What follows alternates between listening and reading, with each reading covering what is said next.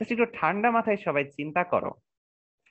মনে করো তুমি একটা জায়গায় রোদে গেছো ধরো, ঠিক আছে? রোদে তুমি গেছো, ভালো কথা। এখন রোদে যাওয়ার পরে তোমার শরীর গরম হয়ে যায় না? তোমরা আমাকে বলো চ্যাট বক্সে। ডেফিনেটলি গরম হয়ে যায়, তাই তো? রোদে গেলে আমাদের বডি গরম হয়ে যায়, তাই না? ডেফিনেটলি গরম হয়। যদি না গরম হয় তাহলে তুমি তো লিজেন্ড, জোস পাবলিক।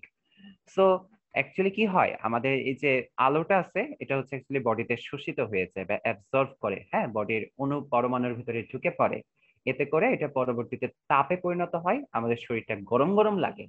এটা একটা সিম্পল উদাহরণ শোষণের। বা শোষণ জিনিসটা কি, আর যদি একটু সুন্দর করে বলি, তোমাদের দেখবা যে যখন প্রতিফলন হয় কোনো জায়গা থেকে, হ্যাঁ, জাস্ট একটু চিন্তা করো তোমরা।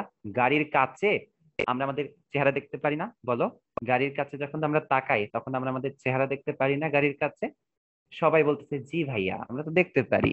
কিন্তু গাড়ির কাছে তুমি তোমাকে কিন্তু আবছা আবছা দেখতে পাও, পুরাপুরি কিন্তু দেখতে পাও না। এর মানে হচ্ছে কিছুটা আলো শোষিত হয়ে যায়, কিছুটা আলো গাড়ির কাচ শুষে ফেলে। এজন্য তুমি তোমাকে পুরাপুরি ক্লিয়ারলি দেখতে পারো না। অর্থাৎ যে কোনো ক্ষেত্রেই আলো কিছুটা কি হয়ে যায় বলতো, কোন একটা অবজেক্টের ভিতরে অ্যাবজর্বড হয়ে যায়, বা অবজেক্ট বস্তুটাকে আলোটাকে শুষে ফেলে। জাস্ট একদম বেসিক, এগুলো তোমরা জানো, আমি জাস্ট একটু তোমাদেরকে রিপিট করে দিচ্ছি, আর কিছুই না। ক্লিয়ার সবাই? ভাইয়াকে একটু বলো তো চ্যাট বক্সে, একটু ওয়াই লিখে জানাও তো সবাই। আচ্ছা, ঠিক আছে। এরপরে দেখো প্রতিফলন আর প্রতিসরণ, এগুলো কি? তোমরা যখন 9-10-এ উঠবা, ইন্টারে উঠবা, তখন দেখবা এগুলো তোমাদেরকে আমরা অনেক ডিটেইলসে পড়াবো। প্রতিফলন প্রতিসরণ দেখবা আমাদেরকে পাবা, দেখবা যে আমরা তোমাদেরকে পড়াচ্ছি। ঠিক আছে, তাহলে প্রতিফলন জিনিসটা কি একটু যদি ছোট্ট করে বলি, এখানে খেয়াল করো সবাই। এই যে সোর্স থেকে আলো এসে এই বার্গারের উপরে পড়তেছে, দেন আলোটা বার্গার থেকে প্রতিফলিত হয়ে তোমার চোখে আসতেছে, তখন তুমি বার্গারটা দেখতে পাচ্ছ। তাহলে প্রতিফলন জিনিসটা কি? আলো আসলো, একটা জায়গায় পড়লো, দেন সেটা বাউন্স ব্যাক করে তোমার চোখে চলে আসলো। এই কনসেপ্টটাকেই বলা হয় সিম্পলি প্রতিফলন।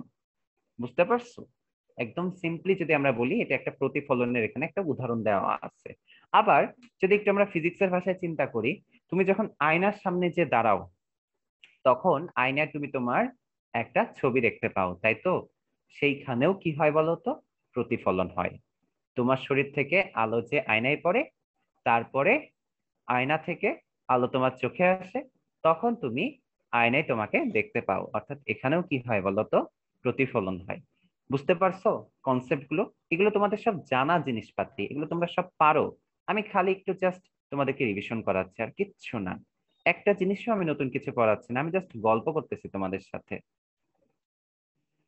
একজন বলছে ভাইয়া আমার শরীর থেকে আলো কিভাবে যাবে? দেখো, এই সোর্স থেকে মনে করো আশেপাশে যে তোমার বাল্ব জ্বলতেছে না, ওই বাল্ব থেকে আলো এসে তোমার শরীরে পড়ে, দেন ওই আলোটা প্রতিফলিত হয়ে আয়নায় যায়। এবার বুঝতে পারছো কিভাবে তোমার হচ্ছে আলো আমাদের শরীর থেকে যায়? মেইনলি আশেপাশের সোর্স থেকে আলো এসে আমাদের শরীরে পড়ে, তারপরে প্রতিফলিত হয়ে আয়নায় যায়। ক্লিয়ার? আচ্ছা, এরপরে হচ্ছে প্রতিসরণ। তোমরা আজকে বাসায় আমার ক্লাস শেষ করার পরেই এই এক্সপেরিমেন্টটা করবা। এটা আমি নিজে করে দেখছি, এটা আসলেও হয়। কি করতে হবে? তোমরা এক গ্লাস পানি নিবা, পুরাপুরি না, একটুখানি মনে করো ফাঁকা থাকবে এরকম পানি নিবা। তারপর একটা পেন্সিল ডুবাই দিবা, দেখবা যে পেন্সিলটা উপরে এতটুকু দেখা যাচ্ছে আর পানির ভিতরে এরকম একটু সরে গেছে। অর্থাৎ পেন্সিলটা থাকার কথা ছিল এইরকম সোজা, পেন্সিলটা থাকার কথা ছিল কিরকম বলতো? এরকম সোজা। বাট দেখবা পেন্সিলটা এরকম একটু সরে গেছে। এই ঘটনাটাকে বলা হয় সরে যাওয়া বা প্রতিসরণ। ঠিক আছে? এবং এটা কোথায় কোথায় হয় বলতো? তোমরা সবাই জানো, এটা হয় হচ্ছে আমাদের দুইটা যখন স্বচ্ছ মাধ্যম থাকে, একটা স্বচ্ছ মাধ্যম থেকে আরেকটা স্বচ্ছ মাধ্যমে যখন আলো যায়, তখন এই ঘটনাটা হয়। আমাদের এখানে তোমরা দেখতে পাচ্ছ উপরে আছে বাতাস, ভিতরে আছে পানি, দুইটাই স্বচ্ছ মাধ্যম, এবং আলো বাতাস থেকে পানিতে যাচ্ছে, তাই আলো কিছুটা কি হয়েছে বলতো? সরে গেছে। এই ঘটনাটাকে বলা হয় প্রতিসরণ। আহ সবাই একটু বলো তো, ভাইয়ের কথাগুলো বুঝতে পারছো নাকি ক্লিয়ারলি সবাই? একটু জানাও। আচ্ছা, ভেরি নাইস। সবাই বলছে জি ভাইয়া, প্রতিসরণ তো খুবই সহজ। না, আমার নেটে এখন প্রবলেম নাই আপু। ভাইয়া, আমার নেটে এখন প্রবলেম নাই। যদি প্রবলেম থাকে আমি নিজেই বুঝতে পারবো, তখন তোমরাই ভাইয়াকে জানাবা যে তোমার নেটে প্রবলেম আছে ভাইয়া।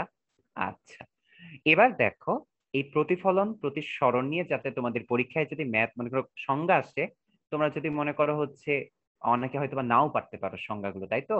এজন্য আমরা তোমাদের এখানে সংজ্ঞা দুইটা লিখে দিয়েছি, জাস্ট একটু দেখে নিও।